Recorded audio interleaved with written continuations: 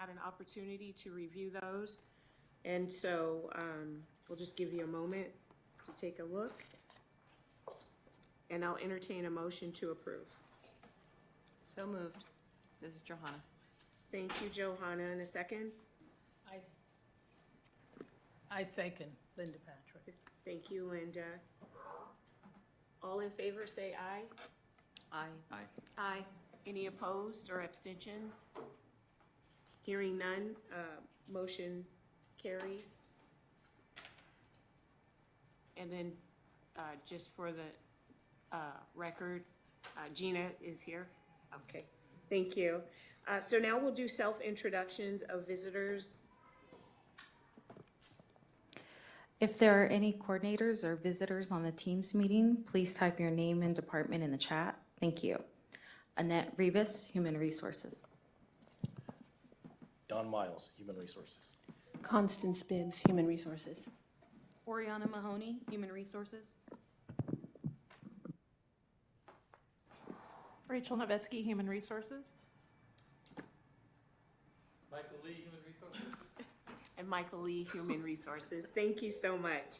And now we'll open it up for public comment. Do we have any public comment online? There's no public comment. Thank you. And so we'll go ahead and turn it over to Ms. Rachel Novetsky for our EEO office staffing update. Good afternoon, thank you. I just wanted to formally introduce Dawn Miles, who has recently joined the EEO team as our office assistant specialist. And so Dawn, I just wanted to, offer an opportunity for you to say a few words and welcome aboard. Thank you for having me, y'all. It's my first meetings here, but it's a pleasure to be here to work with the Human Resources and EEO office and see where the journey takes us. It's a pleasure seeing everyone. Welcome, we're glad to have you here. And now we'll move on to the EEO program report with Ms. Constance Bibbs.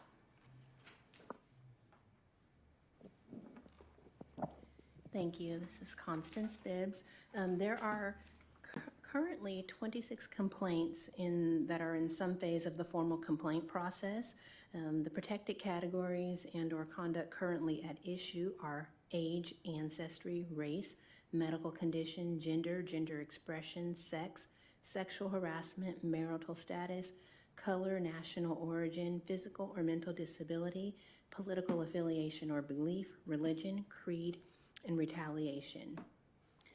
Some of the recurring themes we are seeing in the complaints received are retaliation for speaking out about real or perceived unfair or poor labor practices, communication breakdown or lack of respectful communication, bullying or feeling targeted, and racial insensitivity and or implicit and unconscious bias.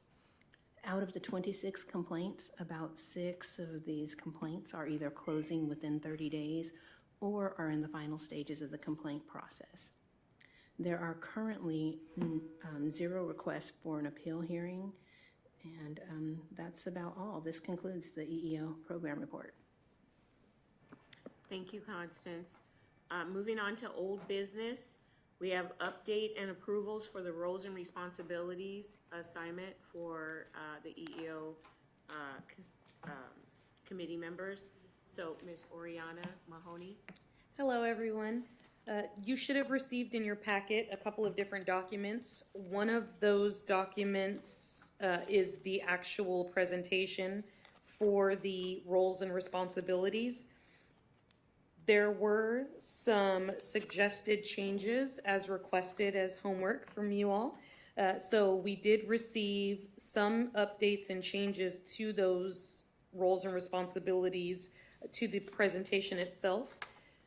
The changes that were submitted are included in a little more detail in those 2 documents titled EEOAC Roles and Responsibilities. There were some changes to slides 2, 3, 4, 6, and 7. And all of those changes were made on the document itself.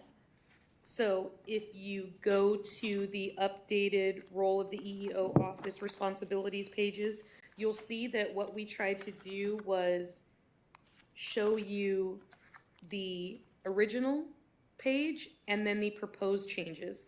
For example, if you go to, and these aren't numbered, I'm sorry. If you go to the role of the EEO office, the original statement was the EEO office under the direction of the EEO program manager. It's about 5 pages in. It's got a lot more detail in the verbiage in that initial paragraph. So what it has changed to is administer and manage the county's EEO program and secretary to the EEOAC. So what we really tried to do with some of these suggestions was to remove some of the fluff and really just have targeted bullet points. One thing that I will name on this particular page, one of the bullet points was formatted incorrectly, so we will make that change for planning, coordinating, monitoring, and evaluating the county's EEO program. So we'll correct that to be in line with all of the other bullet points. But that was some of the proposed changes on that page. If you flip over, where the paragraph starts to read, department EEO coordinators are employees appointed by the appointing authority in their respective departments. If that goes on to have a little more discussion, or a little more verbiage on that one, and we shifted the language due to those proposed changes from your committee members. And that now has some changes in not just the paragraph, but also in the bullet points. So we're showing you the side-by-side comparison so that you have an idea of what changes were made in each of those areas. So as you're making your determination, you're able to see if there's anything that you feel like, oh, actually, we should have kept that, or yes, this makes complete sense. So then on the next page, it's another one with proposed changes, starting with the Equal Employment Opportunity Advisory Committee serves as. So this is a lot softer of language as well, and so some changes were made on that one. If you switch over to the next page, there weren't many changes on these next pages, other than we decided to remove the commonly used abbreviations, acronyms, and terms. So there was the suggestion that those get removed, so it would just be the removal of that page in its entirety. And same with the following page for the abbreviations, acronyms, and terms continued. There was a request to remove all of that as well. So it shows you on that next page that those would just be eliminated. Those are the changes that were suggested from your fellow committee members. Is there anybody, after reading through all of this documentation, that has anything that they feel like they wanted to update, or maybe weren't necessarily in agreement with, or wanted to have more conversation or dialogue about in these changes? Personally, I like the changes. You made the changes, Johanna. I know, but here's my thinking. Is that these are going to be, this is a PowerPoint or a video Simple, or something. yeah. And so people don't want to have to read through a lot of stuff. You want it to kind of jump off the page, and whatever the speaker is saying can fill in any additional detail that's necessary. With regards to the acronyms, there may be a need for the acronyms, but I don't think this is the right place. I think that you could find, if there is a need for defining the acronyms, that might be on your web page or something like that, but not necessarily here. And we can certainly shift that to the documents pages and just have, we'll probably end up with some FAQs on there, contact information of who to contact in certain situations, and we can certainly add acronyms to a document for the website. Yeah, if you identify that there's a need, yeah. Any other comments on this one? So Naja, I think then it's on you to make a motion. Thank you so much. So we'll make a motion to approve the changes as presented.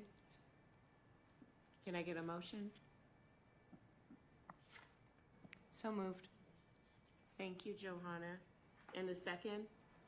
I'll second it. 2 seconds. Abe? All in favor, say aye. Aye. Aye. Any opposed? Any abstentions? Hearing none, motion carries. And then we'll move into is it the welcome video script, or we just did that? No, the welcome video script is next. Okay, all right. So it's still you, Oriana? It's still me, yes. All right, so we made some updates and changes based on the recommendations that we had at our little workshop that we did on this particular topic. I guess it was 2 meetings ago because the last one was canceled. So we made the changes on this.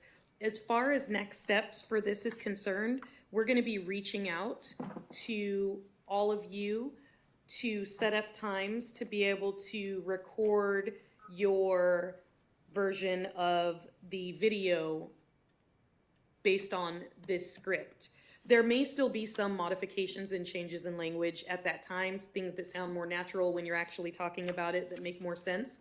We won't post the video until we approve it here, but this is just informative to let you know that we are going to be reaching out because we are at the point now where we can start to think about producing that video at this point. So it probably won't be ready for the next session, but we're hoping my goal is by our first meeting of next year that we have that video live, ready to go, or being approved so that it can turn around and be live and ready to go at the beginning of the year. Because of scheduling, it does take some time, and then there's editing and a whole bunch of other things that come from that. So we want to be mindful of timeline, and I don't want to make any empty promises. So we're targeting January 1st-ish. And so we will be reaching out to you to set up times for us to be able to record your portions of the videos. And for those of you who are new or unaware, we started talking about this forever ago, just know that we are utilizing the committee members to create the video to talk about some of the content of what is expected of an EEO committee member, as well as what the EEOAC stands for and really what we're looking to do in the county.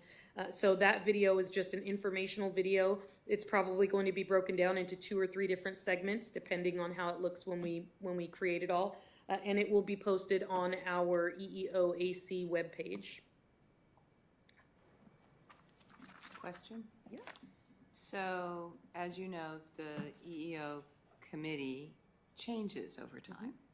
And so, will the video be created in a way that it's easy to, or maybe you'll just leave the former members as narrating that section and just let that be? Right, so what we're not gonna do in this video is we're not gonna have like the EEOAC members, it's not gonna show your faces.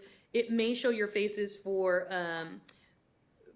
that time period, and we will say like in that year, so we could put like your name with that year. So a committee member as of this date, so that it remains. We don't want to re-record it every time we get a new Exactly. committee member. Exactly. So we're trying to make it very generic. And we will also have liability releases on there too that you're going to have to fill out in order to be a part of the video, so that if you're no longer a part of the committee, we're still utilizing your name and face to promote what Okay. we're doing. But if I understand correctly, mostly it's just going to be our voice. Correct. Okay, thanks.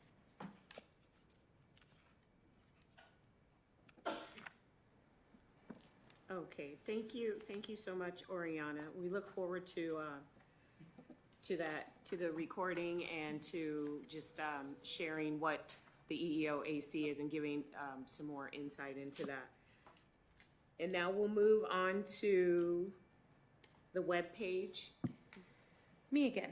So the webpage, we were going to make it go live today, but we decided to put a pause on that because we are still missing quite a few of the bios, and I really want to have as many of the bios up there as possible when we go to launch it, because we're going to send out something countywide letting employees know that this is a new webpage that's available to really try and promote it. So we want to make sure that we have a bunch of information up there. So as you can see, the webpage is up there now, but it's not live. So we will make sure that everything is accurate, including our new mission statement that we workshopped last meeting that we actually met. So we'll make sure that that language is accurate. We're going to have some of the more recent agendas and meeting minutes on there. We will have our EOAC planning calendar up there. So there's gonna be a lot of information that we're hoping to have on there. Our goal is to have that go live by the end of next week, so by Friday next week, which means that if you have not turned in your bio, you know who you are, please make sure that that gets turned in right away so that we can have your lovely face and bio up there.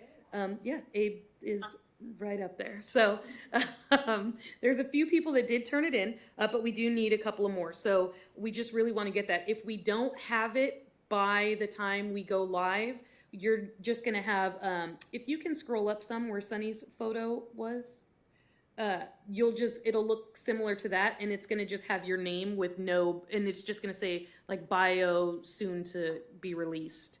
But it'll have that photo, bio soon to be released with your name, so that your information will at least be there as a placeholder, but we really want to try and have it clean and fresh when we're launching it out to county staff. Thank you. We're really excited for this, this website. It's a great job. Thank you. And so we'll move on to the diversity luncheon. We've been meeting and planning, and we're really excited to update you that we're getting ready to send letters out to the EEO coordinators for support in making this event huge and successful.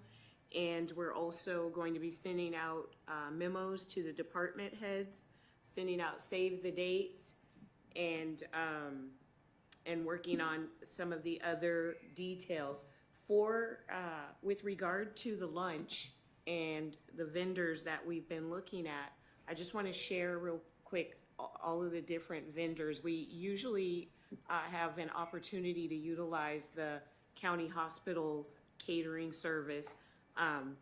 And so with that not being an option this year, we've checked into some local businesses to see who we could engage in this. And so we've received some quotes from some restaurants like Dave Wong's, Angelina's, Papa Pavlo's, and we're still checking into a couple others. I believe we're checking into Miguel's Mexican restaurant and potentially some others.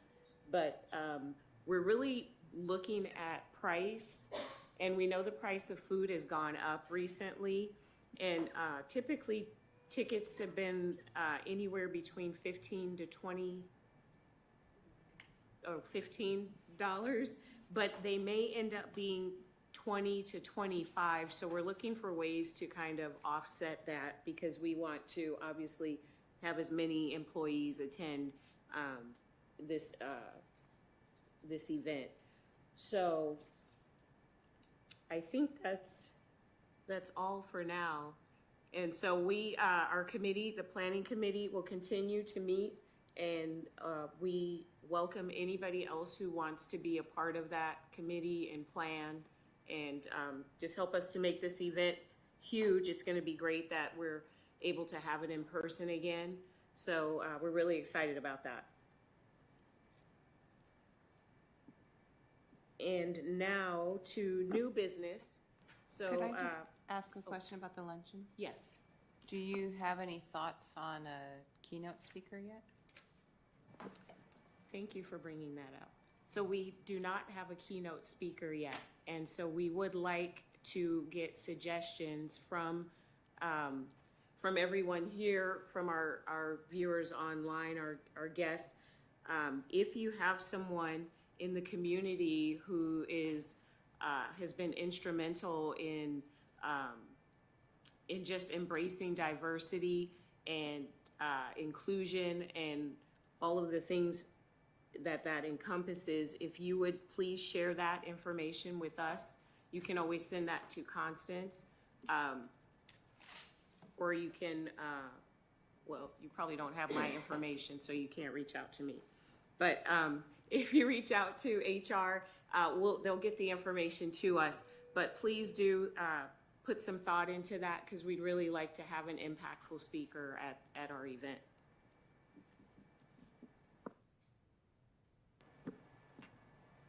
And are there any other questions or conversation, discussion around the luncheon? Okay, so for new business, we're going to discuss the EEO plan objectives and staff development report. So Ms. Oriana Mahoney? Surprise, surprise, back to me. Okay, so the plan objectives, if you go to your packet, there's a document that's with the objectives, and on the bottom it says page 18. This is something that is included in the EEO plan. So each time an EEO plan is generated, there are objectives outlined for the EEO unit within human resources. One of the things that we felt really strongly about was this idea of transparency and productivity. And I think that it's a common theme with the interviews that we had with you all towards the beginning when we were trying to figure out ways to be more inclusive of some of your thoughts, suggestions, and how it is that we translate your roles and work here into what we're producing for the organization.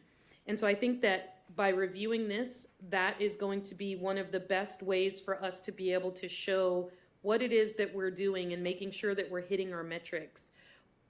I feel like there's this piece around objectives that people lay out, and this is what I'm going to do for the year, but they never revisit it until it's time to close out the year. So I want us to avoid that, and I want us to visit this every single meeting. And by visiting this every single meeting, what I mean is that in the future, on our agenda items, we want to be able to title what an agenda item is to what the objective is. For example, we just talked about the updates to the diversity luncheon, which would hit goal B9. So if you look at B under the EEO official goals and you go to the next page of 9, it's sponsor countywide diversity events for 2023 and 2024. So that way we're showing that we are, in everything that we're doing on our agenda, directly affecting what our objectives are for the year. And it's just a better way to be able to articulate what the EEOAC is doing based on the things that we're saying we're going to do, right? So we want to start including these objective characters with the information on the agenda. So each agenda item will be tied to, or most agenda items will be tied to an objective from the EEO plan so that we can see exactly what it is that we're doing. It's also going to help the EEO unit when it comes time to report out this information at the end of the year. They're going to easily be able to take a look back at those agenda items and say, hey, we focused on these particular topics throughout the year and we hit these measures or metrics and we did discuss this, or action was taken on it, or whatever is in there on the agenda and the meeting minutes. So this is just one of those things that we want to have as a live document that we are constantly revisiting and that we are aware of what it is that we're working on at any given time. And so that you feel like your time is actually being used to support some of the things that we say that we're going to do in that EEO plan.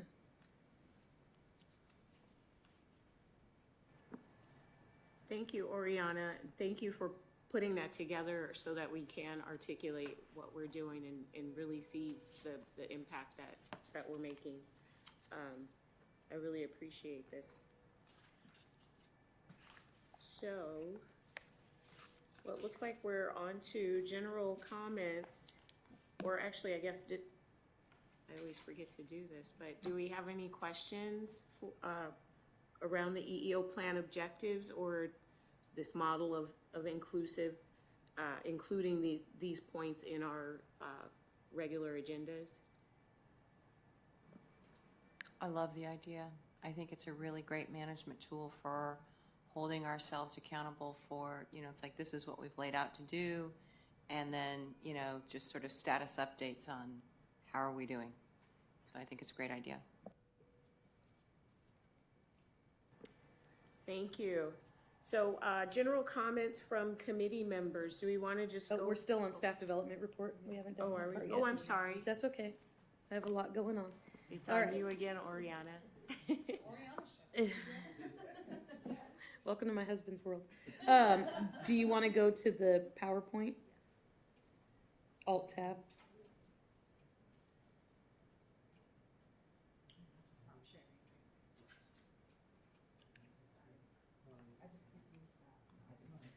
All right, so while they're working on that, I'll just get started. So one of the things that we said that we were going to do on an annual basis was to give you all feedback on some of the mandatory trainings that we require here at San Joaquin County, particularly pertaining to EEO topics. So there are a few different EEO topics that we cover specifically as training, but they're also embedded into a wide variety of our other trainings. So today I'm only going to really focus on 3 of the main courses that we offer in the way of EEO, but just note that we have a very large catalog of courses that are offered here at San Joaquin County, both mandatory courses and elective courses. There are 2 types of mandatory courses. There are department-specific mandatory courses, so the hospital administration maybe requires CPR, whereas organization-wide, HR doesn't have to be CPR certified. So those are the department-specific mandatory trainings. And then we have the larger overall county-wide, every employee has to take them mandatory trainings. In addition to that, we offer a wide variety of elective trainings. And so the ones that we're going to focus on today, though, are 3 of our mandatory trainings that really hit the mark on what we're doing in terms of equal employment. And I don't have my glasses today, so I'm going to read from here in hopes that I'm on the right page. Some of the training topics that are offered are HRLA Leave Administration, and HRLA is part of our Human Resources Leadership Academy. So we have a series of courses that are 12 courses designed to train managers and supervisors on some of the ins and outs and topics of leadership here at the organization that we find it's really important for them to know. So we offer things like union relations for managers and payroll, PeopleSoft, FLSA, and then with this one for the HRLA Leave Administration, because it does speak specifically to some of those disability accommodations and that sort of thing that has to do with EEO, I included this one, which we hadn't normally in the past when we do some of these reports. And I'm like, this is a big one for EEO, so we should really be thinking about this one. The other one is our Diversity, Respect, and Inclusion class. So that is another one of the courses that we require every 5 years. Let me jump back really quickly. The HRLA course is a part of that 12-course series, and managers and supervisors are only required to take those courses once in their tenure. They can retake it again if we find that there's been a violation. Sometimes we recommend that they take it again, or sometimes we require that they take it again. There's also the opportunity for updates. We're constantly updating all of our curriculum, regardless of what the topic is. We're trying to really constantly stay on top of different trends or things that are changing. So we do always change up our curriculum. So some individuals like to retake it again, maybe to refresh their memory after a few years. So we have had repeat individuals, even though it's only required once, they still take it multiple times. The Diversity, Respect, and Inclusion course is a course that is required every 5 years. So once you've taken it, you have to retake it again every 5 years as a refresher. And that is a county-wide, everybody has to take that, full-time, part-time, temporary, seasonal, everybody's required to take that course. The Sexual Harassment and Discrimination Prevention course is a state federal mandated course. That is our most legally compliant course that we offer here at the county. When it comes to litigation, that's always the one that they request. I want to see somebody's training record. Are they up to date on their sexual harassment discrimination courses? So that is a course that we do require for, again, all staff have to take that course legally. So full-time, part-time, temporary, seasonal, everyone has to take that course. So the HRLA, like I said, is part of the Human Resources Leadership Academy that we offer with those 12 courses. It's taught 4 times a year.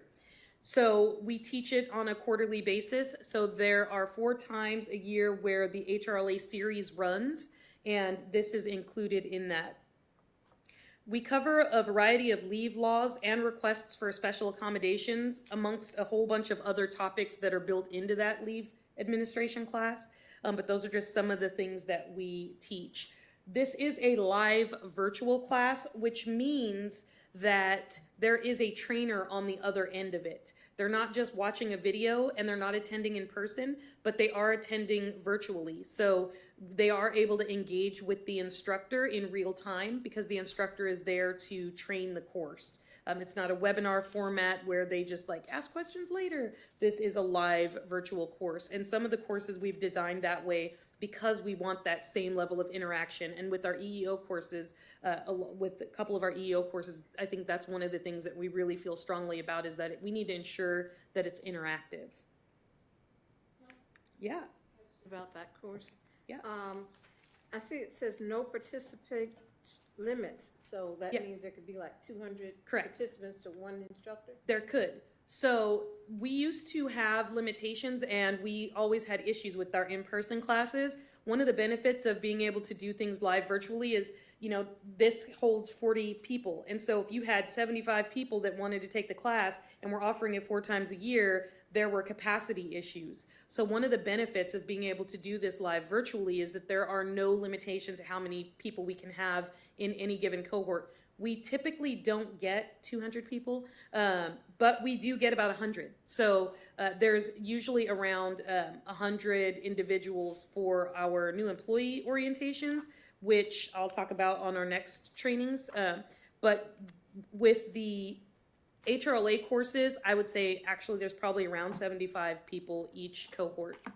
And we have the cohort in a structure for 12 courses that you take the same classes with the same individuals, and those individuals then become your network, right? And so we send out a document that has the name, title, email address, phone number of everybody in that cohort so that you can network with the people you were in that same class with.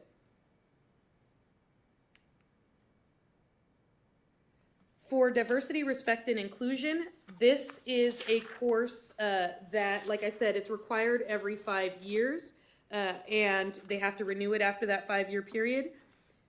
These were all done, bless you, in person prior to COVID-19, but starting in June 2019, they became part of the 2-day new employee orientation process, which began in person. So about 4 years ago, we started doing this 2-day new employee orientation. Prior to that, classes were kind of taught, I don't want to say haphazardly, but sporadically here and there, and there was no real structure to when they were happening. So we really tried to systematize that. So we came up with this 2-day new employee orientation process. In those first 2 days, they received several different mandatory trainings for new employees so that when they get onboarded on their 3rd day and they're released to their site, they have the vast majority of their required courses. It used to be that we would kind of pull them at different times to take these different classes after they've already begun their employment. And so it really is a lot smoother of a process to have that first 2 days just to receive a bunch of the mandatory trainings that we require. So diversity, respect, and inclusion is one of those courses that we brought in.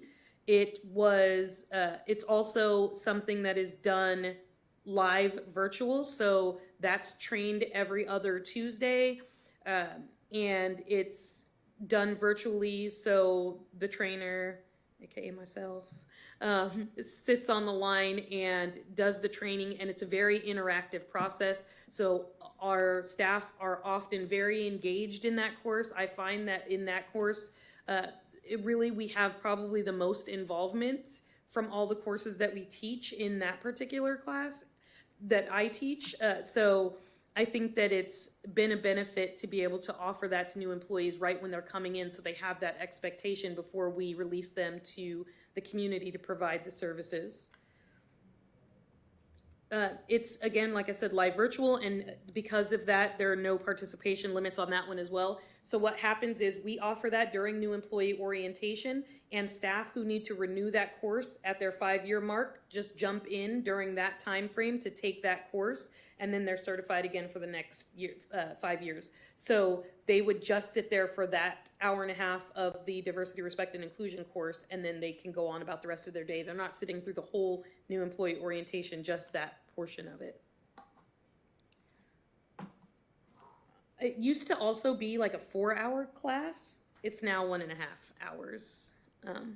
So that's, I think, been helpful too, to A, get people compliant. And I think that there's a lot more engagement in that because that hour and a half period goes by so quickly when people are engaged in it. A 3-hour, 4-hour class that drags on, people kind of tend to lose focus. So it's the changes we've made to that class, I think, have been very beneficial to us as an organization and our staff who are working with the members of the community on the ground. One of the other things is that we used to teach diversity about 12 times a year. And then when we added it to the new employee orientation, we started teaching it then 26 times a year. So we increased the amount of training offerings by adding it to that new employee orientation process. Yes? So, since you said that there's constant changes and update, Mhm. so how are the employees notified that there's been some changes? So say for example, they've already went through the training and now you have new information that needs to go out in the field. How are the employees notified that they have to come back? Did you hit Oh, your I'm button so on your sorry. microphone? Sorry. I'm sorry, I didn't push the button, y'all. Okay. How are the employees notified that you have updated information for them to review? How are they notified, and are they given a certain time frame to review the updated information? Because I heard you say we're constantly updating information, and I applaud you. It sounds very organized. I'm just curious when that new information comes into play. Thank you. Yeah, so great question. When new information comes to light, if it's something to do with a legal issue, then managers, supervisors, department heads are notified to notify their staff already. So they don't have to retake a course or see the new curriculum because that information is already distributed to managers, supervisors, department heads so that they know that these changes are coming. We just constantly update the curriculum, so if there is that change, even though the information is being disseminated through the proper channels as an organization, then we're also updating and adding it to the training curriculum for new individuals who are getting trained on any particular topic. Mm-hmm. Thank you.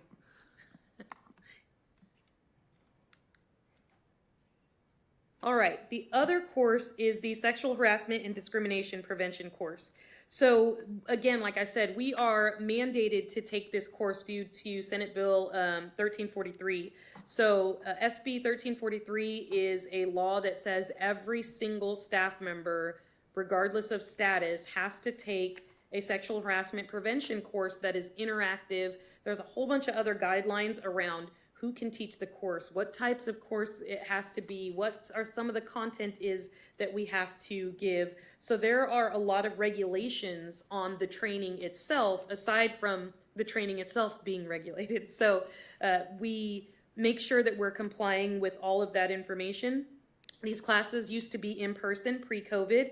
We did add these to the sexual harassment, to the new employee orientation process as well. So again, every single new employee that's coming in gets this course before they start to talk to any other employee or to members of the community. So we're really trying to do our due diligence to ensure that we're giving them the appropriate information prior to releasing them in their role.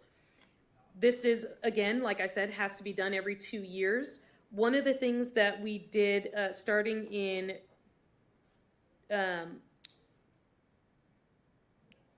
adding that new employee orientation piece was it increased the amount of courses that were being offered when we started to teach it when we were in person pre-COVID. So again, that course was being taught however many times a year. We started to make it a structure to where it was then taught every 26 times a year, and people were really getting their training as they needed. This SB 1343 became legal in 2019. So in 2019 became that requirement for that period. One of the other things about SB 1343 and the sexual harassment prevention courses are that managers and supervisors are required to take at least a 2-hour course, and general staff are required to take a 1-hour course. There's different information that pertains to managers and supervisors on what they're supposed to do in the event of somebody coming to them to report out. So there are different regulations on that. The Department of Fair Employment and Housing created an interactive online tool that essentially makes anybody that takes it compliant on all of the legal requirements for it. So that is what we shifted to when we shifted to a virtual class.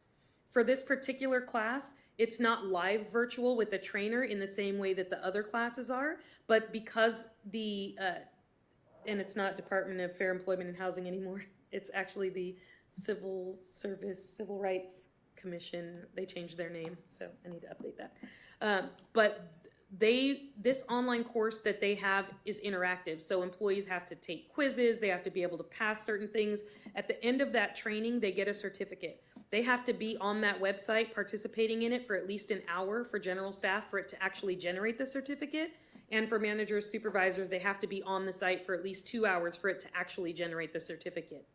In addition to that Civil Rights Department having that certificated training, we also have our own supplemental requirements that we require of staff to be able to get full credit for this. Because we have our own internal processes at San Joaquin County, we have a supplemental video that they have to watch. There are 2 versions of that video. One is a manager supervisor's video explaining to them what they need to do should they receive information on a complaint, and a general staff video. So respective staff have to take and watch the appropriate supplemental video. We also have several supplemental documents that they're required to read. Our EEO policy, our Civil Service Rule 20 policy, and another policy that I can't think of off the top of my head. So there are 3 different supplemental documents that they have to read, and then created is called a training acknowledgement form. So they take that training acknowledgement form and that certificate, and they put the date that they took the class, they sign off saying, I acknowledge that I did all of these steps, and they have to check off every single one of the steps, the certificate, the supplemental video, the supplemental documents. So they have to check off and agree that, hey, I did all of this information, so that if ever we find ourselves in litigation or we have to present something, we have that document along with their certificate to say they completed this and they admitted to taking these courses and doing the things that they needed to do to complete this class. And all of these trainings get included into an employee's training record. So we utilize the PeopleSoft database here. All of those training records get updated on a continuous basis. They're usually updated fairly quickly after a course has been completed.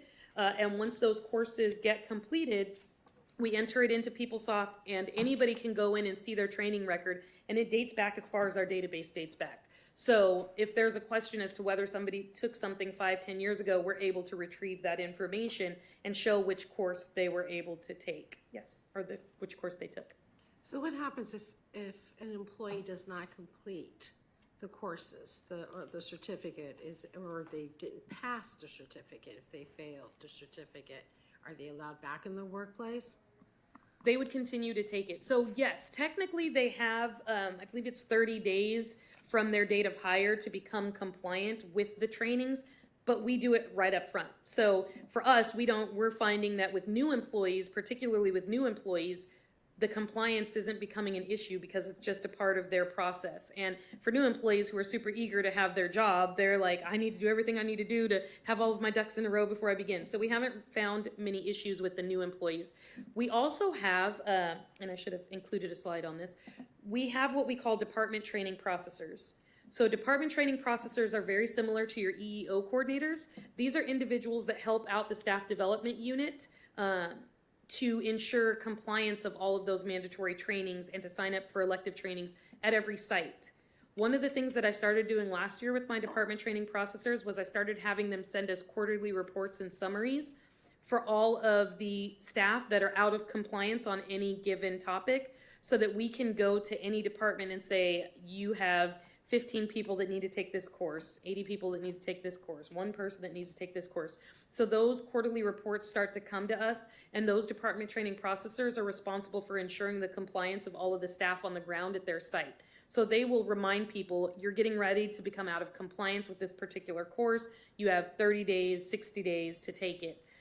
And so they'll continuously let them know when they're out of compliance. The biggest issues come from the renewals.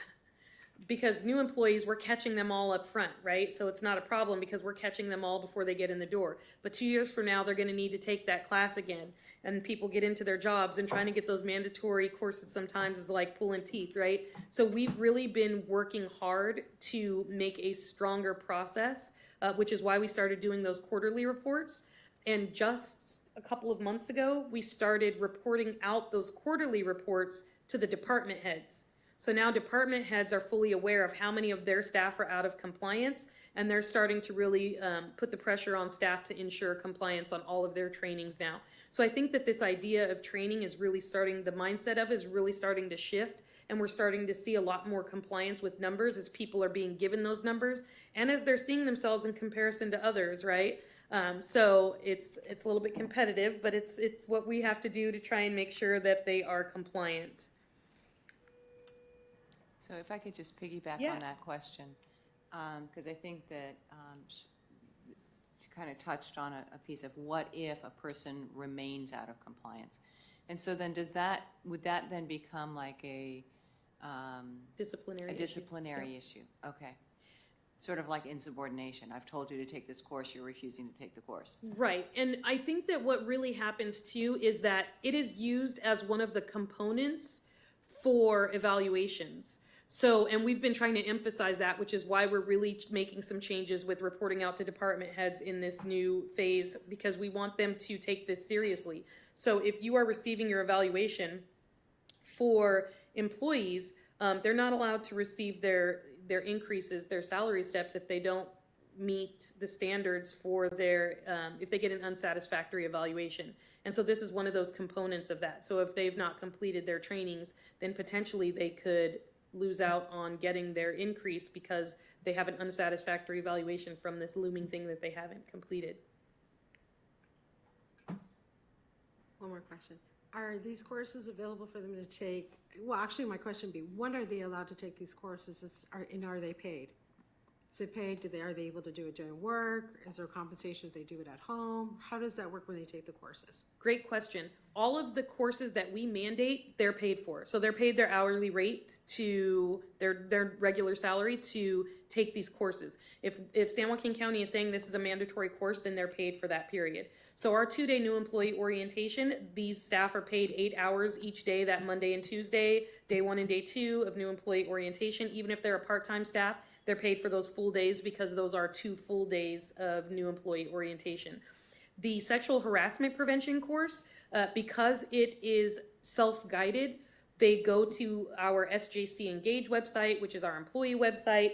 They watch the video and they read through the supplemental documents on that site, which also has the link to the other interactive training from the Civil Rights Department. So they can do that at any point. So we have a time set aside during new employee orientation for the new employees, but if just standard regular employees that need to renew every 2 years, those individuals can take it at any time, which has also been very helpful for our 24/7 operations, right? Because we operate many 24-hour-a-day, 7-day-a-week operations, and we have some of our courses are a little more strict on when we offer those courses. If you have somebody in housekeeping at the hospital that's working at 2 a.m., it doesn't offer that same level of flexibility in when they can take that course. But with the sexual harassment course, because it's one of our most legally mandated courses, this is one that we have that they can take at any time because we want them to get into compliance. And so they're paid their normal hours and should be taking it during normal business hours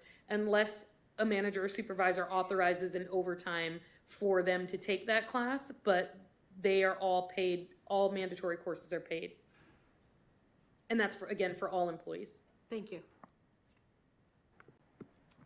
So, Ariana, I have a question about people who are not paid, board members. As I came on, there was public board training and there was ethics training that board members were required to take. For those of us who are not employees, and most of us are retired, would it not be a good idea to have board members to take the EEO training, the sexual harassment, diversity training? We don't require it at this time. There are certain trainings that are mandated for individuals to take, but you can certainly take those courses if you were interested in taking those, but we haven't mandated those at this time. I think that there are multiple reasons why we don't do that, particularly because a lot of the focus is around employee policies. And so we direct them towards employee policies. So we haven't really had outside individuals other than actual county employees participate in the courses, just due to the nature that everything that we're discussing for the most part has everything to do with being a county employee. So we haven't had outside individuals take these classes in the past, but there are some that are mandated, right? Like you have ethics is AB 1234. That's a requirement that all committee members should be taking that ethics course. And that is a mandated course for individuals who are part of a committee or board. And that course is one that individuals would take as part of the requirement for volunteering to be an individual on the board. But as far as employee mandated courses, it's just a different set of process that we do. Yeah, and I think that, at least for this committee, because we don't have any sort of authority over staff, because there are some boards that have authority over staff, and typically they are required to take a sexual harassment prevention course. But I think that may be one of the distinguishing things here with us, because we don't have that authority over staff, that it might not be legally required. Right. And we typically stick with whatever is legally required. So there are also, like, let's say that we had somebody come in from a temp agency. We are not legally required to train that individual. The temp agency is required to train that individual because we are not their employer. And so there are certain things that we try to avoid so that we don't give the appearance of somebody being an employee for other legal issues and reasons. Thank you. Any other questions? Okay. All right. So just to give you guys an idea of how many staff have been trained this year, we have 155 individuals, and this is for fiscal year 2022 to 2023 that just ended. So in that fiscal year, we trained 155 individuals on HRLA leave administration, but I want to make note that the reason that there were only 155, and I told you guys that we typically have about 75, we didn't train for HRLA until later on. We didn't do an HRLA series until I think sometime there's only been 2 or 3 this fiscal year instead of 4. Those courses weren't taught for quite some time during COVID because we hadn't shifted them to an online platform. So that became more recent that we shifted them to online platform and started offering them again. So that's why you'll see that that number is a little lower. For sexual harassment prevention for the general staff, we've trained 2,131 employees. So just to give you a little context, we have 7,400 plus employees. So because it's required every 2 years, we should be targeting about then almost 4,000 individuals every 2 years. So trying to get people compliant on this has become a high priority. And that's not to say that we are, 5,000 people out of compliance. That just means 2,000 took it in that particular year, and it really overlaps each year because different people take it at different times. And then for managers and supervisors, 402 managers and supervisors took that course in that time period. With diversity, respect, and inclusion, we trained 1,912 staff. And again, just a reminder, in comparison, that one is required every 5 years. So that number will probably sit around that under 2,000 range every year because it's only required every 5 years. But we're gonna hope to see that sexual harassment number climb every year. So now that those requirements are in full effect and it is required every 2 years, we're going to be hoping for a number that's closer to 3,500 each year when we report out for that number.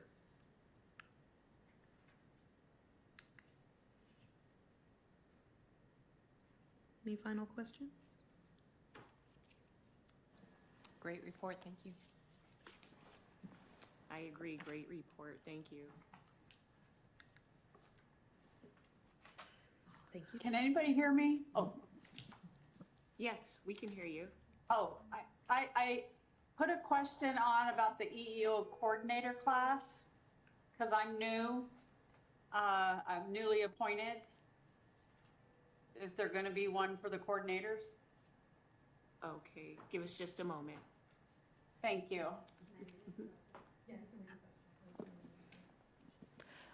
Tina Cook wrote, when will the EEO coordinated class be offered? Hi, Tina. Hi. This is Constance Bibbs. We don't currently have a EEO coordinator class scheduled in the near future. However, it is our plan. We are aware that there are several coordinators who have not been trained, that are new. We have not had a training in at least a year. And so it is our plan to look at the schedule and to see when we can have an EEO coordinator. We most likely will not have an EEO coordinator training, like a full assembly, until the new year, 2024. However, what we are offering to a lot of our new coordinators, if a claim does arise, if a claim does arise, we are offering personalized training, and we've done that for several of our coordinators who needed to become trained in order to resolve an issue within their departments. And so if that is a situation that arises for you, then we advise you to contact our office and we will train you. We do have, but also in the alternative, just like when there is a vacancy in a department where we don't have an EEO coordinator, what we offer is that we offer up our other coordinators. We have many coordinators who are trained, experienced in handling EEO informal cases, and they are often called upon to conduct the informal complaint process when there is a coordinator who is either not available in another department or is untrained. Can I, Okay, thank you so much. one of the things, sorry, this is Oriana Mahoney again, just really quickly.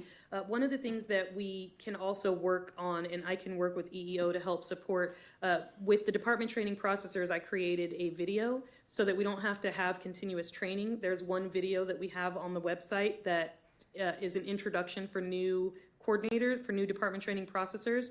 So it gives them all the information they need, and then they just attend the quarterly meetings thereafter to get updates and to talk about different information. And I know that at one point a few years ago, we had talked about doing one for EEO as well as some of our other units where we have coordinators in other areas as well. But I think that right now with some of the short-staffed support in EEO, it's been a little bit of a challenge. But it's something that we definitely want to put on the books for getting done at some point very soon here, so that those individuals who haven't received the formal training will have that in video form so that they can always refer back to it, and individuals who maybe have been coordinators for some time can go back and get information as well, a refresher.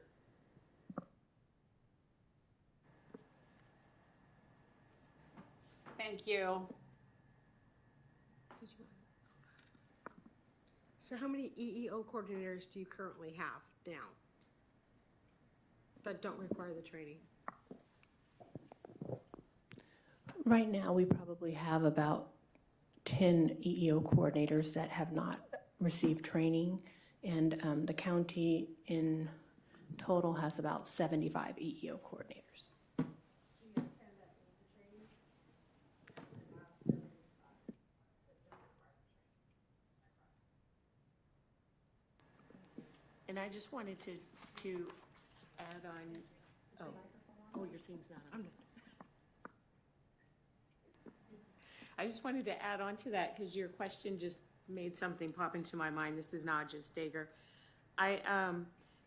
What about maybe potentially just having an EEO coordinator network of your coordinators that jump on a call, and your experienced ones can sort of support the inexperienced ones in the interim of having the actual training, but they just have a jump on a Zoom and kind of network and share best practices and things like that. And so, do we have any other questions or discussion around the EEO coordinators?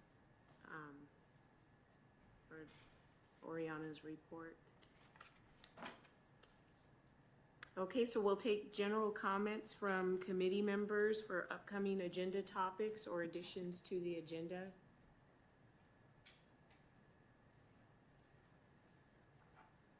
We have a quiet bunch today. Must be that warm weather. So with nothing there, it looks like we have another opportunity for public comment. Do we have any additional public comment? There's no additional public comment. Thank you. Well, thank you so much for this meeting. Thank you for all of the wonderful information, Oriana. We really appreciate you giving us insight into, more insight into EEO and our programs and our path forward. And with that, I'll adjourn the meeting at 4:02. Thank you all. Have a great day.